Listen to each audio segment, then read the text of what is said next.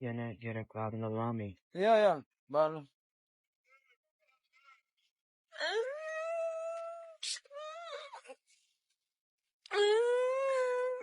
Ne oldu?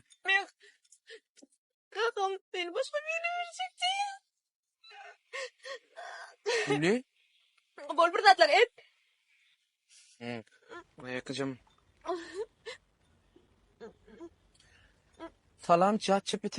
Salam. Sevgilimin kakası sevgilimi başka bir yerine verecek diye. Bana verecek gel ya. Ne mesek bu? Onunla fin onun kakasıyla gülleşmeli olursun. Oğlum adam, oğlum şınırı. Ben sen kakan bilen gurleşmeli.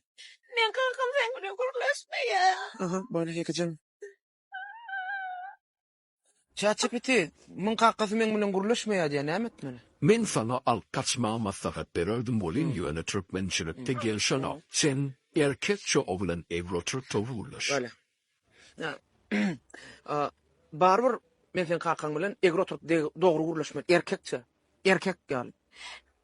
Ben ondan o kamerama o kadar zalim adam. Ben senden korkuyorum. Ay kızım sonra.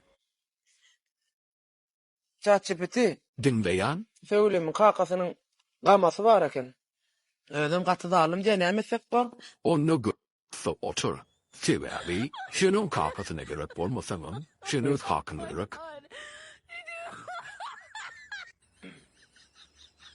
Kısıp oturmalı var ya.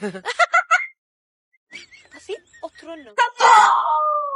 Caci piti. Mana mana tabai.